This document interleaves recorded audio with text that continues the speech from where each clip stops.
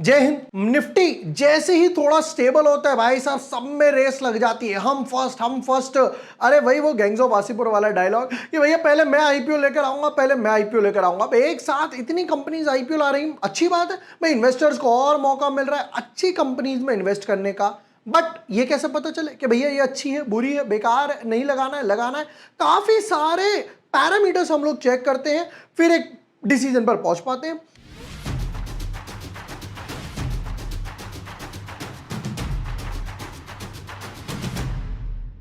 Hi everyone, my name is Vibhor Varshney, I am a SEBI registered research analyst.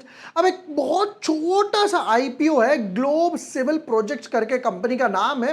पहले तो मैं जब इसका एनालिसिस कर रहा था, मैंने कहा यार एसएमई आईपीओ में क्यों नहीं लिया, आप जब 100 करोड़ का ही आईपीओ लेकर आ रहे हो। ऐसे केसेस में क्या रहता है ना, ब्लॉक अनब्लॉक का गेम रहता है। अलॉटमेंट 100 करोड़ का तो है, जिसमें से भैया 35 करोड़ 40 करोड़ के आसपास रिटेल वालों के लिए है, तो कुछ खासा खासा बन नहीं पाता। तो क्या हमें अप्लाई करना है, नहीं अप्लाई करना है, मल्टीपल डीमैट अकाउंट से करना है, सब कुछ देख लेते हैं। But yes, before moving ahead, अगर अभी तक आपने चैनल सब्सक्राइब नहीं किया है या पहली बार वीडियो देख रहे हो तो एरिस इंफ्रा का आईपीओ ओपन है, ये चेक कर सकते हो। ओसवाल आईपीओ का फाइनल वर्डिक्ट डाला था, top railway stocks, Israel Iran का इंपैक्ट क्या पड़ेगा, आईआरईडी का QIP issue, Bharat coking coal का shareholder quota, HDB financial और इसकी भी उम्मीद है बिल्कुल धीरे धीरे बढ़ती जा रही है। हाल फिलहाल 1-2 दिन में इसका आईपीओ वगैरह आ जाएगा। टेबल की बात करते हैं यहां पर जरा, तो एरिस इंफ्रा का आईपीओ जो मैंने कहा भाई अभी भी ओपन है, आप चेक कर सकते हो।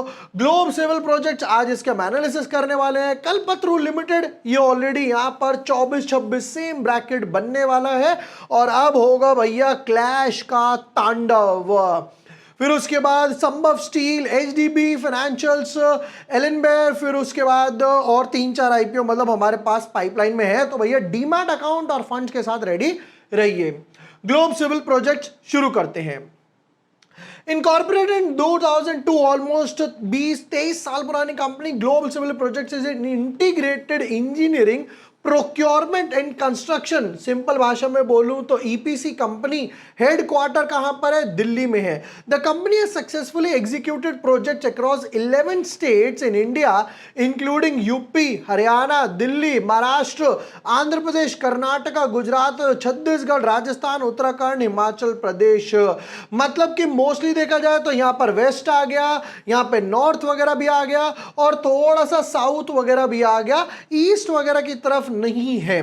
ठीक है, फिर उसके बाद कहते हैं कंप्लीटेड 37 प्रोजेक्ट्स, और अभी 12 प्रोजेक्ट्स पे ऑलरेडी काम चल रहा है, जिसमें 5 सोशल और कमर्शियल प्रोजेक्ट्स हैं। सोशल प्रोजेक्ट्स हो गए जैसे कि वाटर पाइपलाइन वगैरह हो गया, सीवेज वगैरह साफ करना हो गया, उस टाइप से।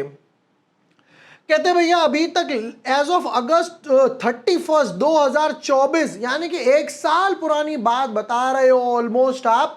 यहां पर मार्च 2025 के हिसाब से आपको डेटा देना चाहिए था। The companies order book stand at 8929 million, यहां पे दे रहे हो करोड़ में, वहां दे रहे हो मिलियन में, यानी कि 892 सीआर के भाव पर इनकी अभी ऑर्डर बुक खड़ी थी। ये लास्ट ईयर के हिसाब से है, हो सकता है कुछ इसमें कंप्लीट वगैरह हो भी गए हो, जिसमें 14 प्रोजेक्ट्स का ये रेट था। ठीक है, फिर उसके बाद क्या बोलते हैं, थोड़ा सा जूम इन करेंगे भैया। 6 इंफ्रास्ट्रक्चर के प्रोजेक्ट्स वगैरह लिए हैं, 3 इंफ्रास्ट्रक्चर लिए जिसमें ट्रांसपोर्ट और लॉजिस्टिक्स हो गए, 4 हो गए जिसमें नॉन इंफ्रास्ट्रक्चर हो गए, हाउसिंग प्रोजेक्ट्स वगैरह इन्होंने डाल दिया, और एक नॉन इंफ्रास्ट्रक्चर है जिसमें कमर्शियल ऑफिस डाल दिया। 6 और 3 9 और 4 13 और 1 14, ये जो 14 प्रोजेक्ट्स थे उनका यहां पर हिसाब किताब इन्होंने दे दिया। 112 परमानेंट इंप्लॉइज हैं, और बाकी भाई रियल स्टेट कमर्शियल प्रोजेक्ट्स में जब जरूरत पड़ती है तो लेबर को वहां से बुला लेते हैं। देखो एज ऑफ नाउ देख के तो ठीक लग रहा है, बट ऐसा नहीं लग रहा कोई बड़ी ये वो hi fi real estate company हो। ईपीसी वाला काम है, सामने से प्रोजेक्ट आता है किसी, बेसिकली क्या होता है मैं थोड़ा सा बता देता हूं। ये गवर्नमेंट है, गवर्नमेंट को कोई टेंडर निकाला, गवर्नमेंट ने कहा भैया ये बिल्डिंग बड़ा करके तैयार करनी है।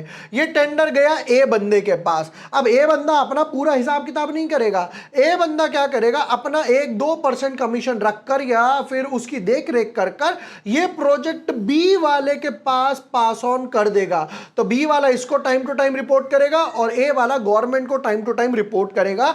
तो इसको बोला जाता है ईपीसी, मतलब आपके पास डायरेक्ट नहीं आ रहा, आप किसी और और से ले रहे हो। राइट, कुछ इंपॉर्टेंट डेट्स वगैरह पे नजर मारते हैं फटाफट से, फिर वैल्यूएशंस का गेम देखते हैं क्या है।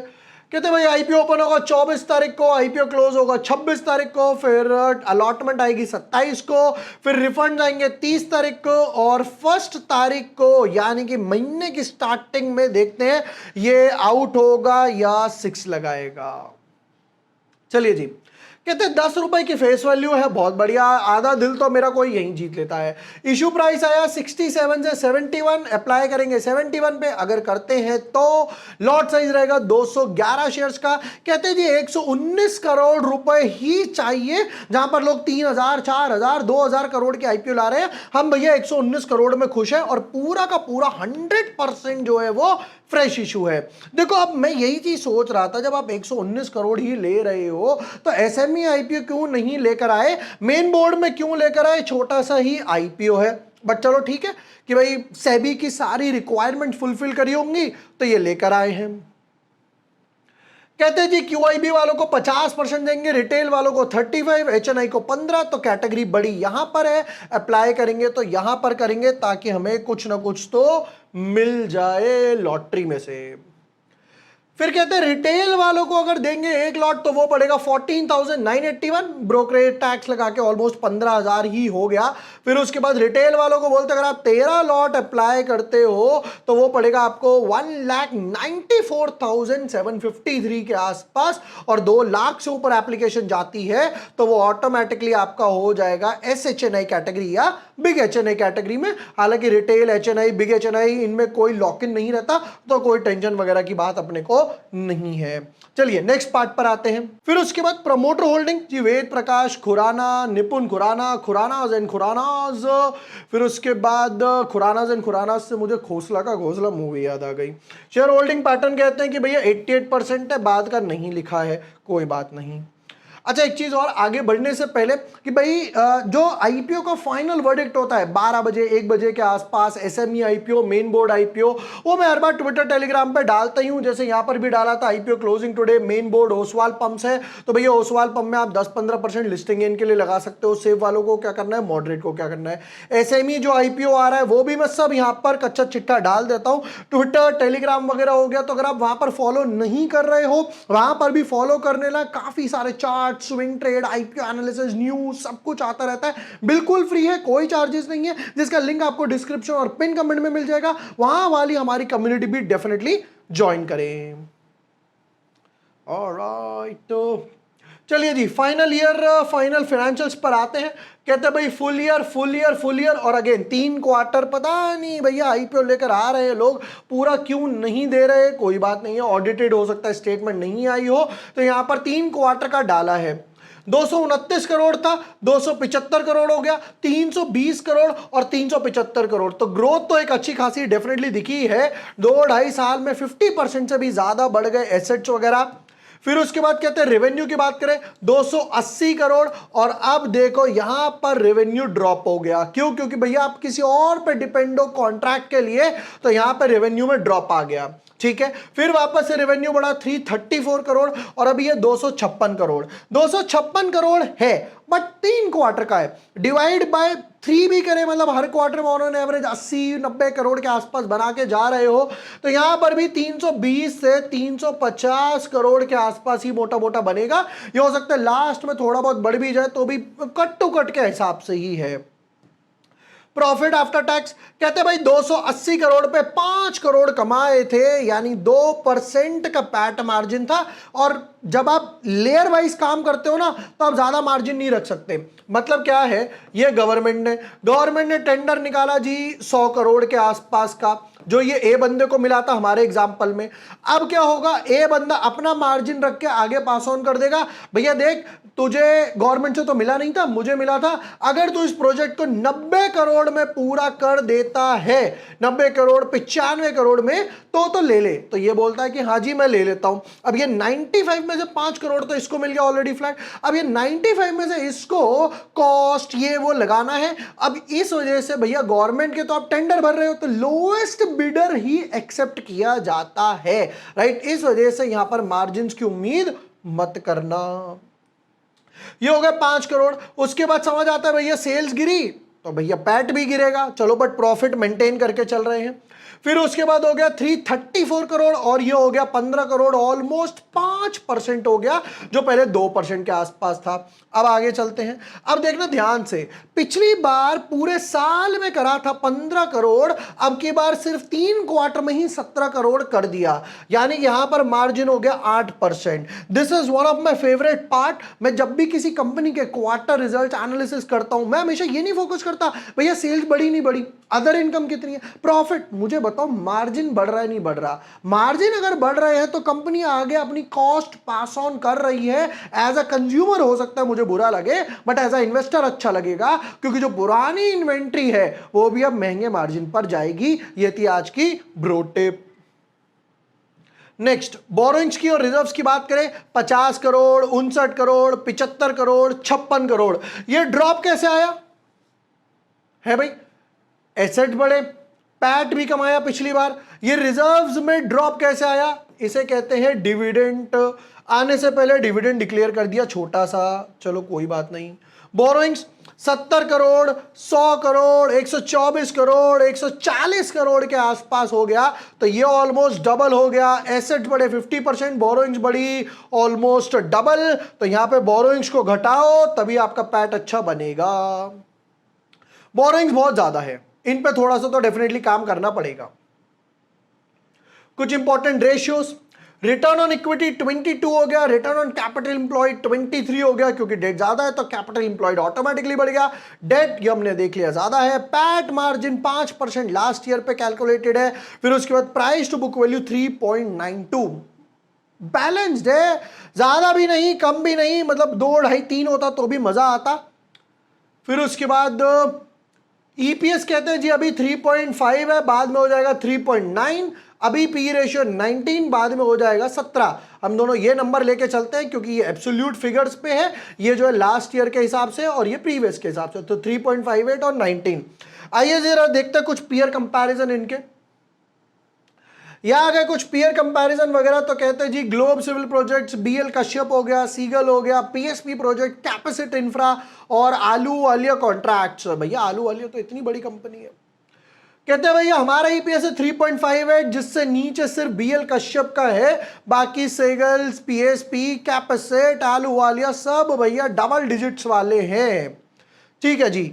फिर उसके बाद आते हैं यहां पर पी रेशियो पर। पी रेशियो था इनका 17, 18 मान लेते हैं राउंड ऑफ फिगर में, 29, 12, 20, 20, 16। तो पी रेशियो के हिसाब से तो देखो तो इन लाइन लाइन है 18, 20, 18, 20 के आसपास था। पी रेशियो तो सेटिस्फाइड है। रिटर्न ऑन नेटवर्थ ये कह रहे हैं जी हमारी है 19, 10, 33, 13, 7, 23, बैलेंस्ड है। सिर्फ एक या दो का ही ज्यादा है यहां पर, बाकी सबका बैलेंस्ड है।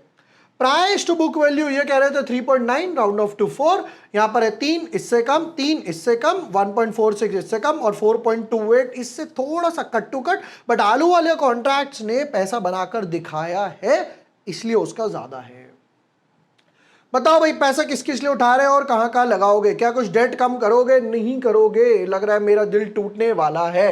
कहते हैं funding working capital requirements daily रोजमर्रा के कच्चे में 75 करोड़ रुपए डालेंगे, कैपिटल एक्सपेंडिचर में डालेंगे, इक्विपमेंट्स वगैरह बाय करने हैं, सिर्फ 14 करोड़ में आ जाएंगे। वाह ओके, 75 और 14 89, राउंड ऑफ टू 90, बाकी बैलेंस बचा आपका 30 करोड़, 29 करोड़ के आसपास डेली के लिए लाएंगे। मतलब डेट नहीं उतारेंगे। मेरा ऐसा लग रहा है दिल में से एक टूटने की आवाज आ रही है, जैसे शीशा हो या दिल हो टूट जाता है।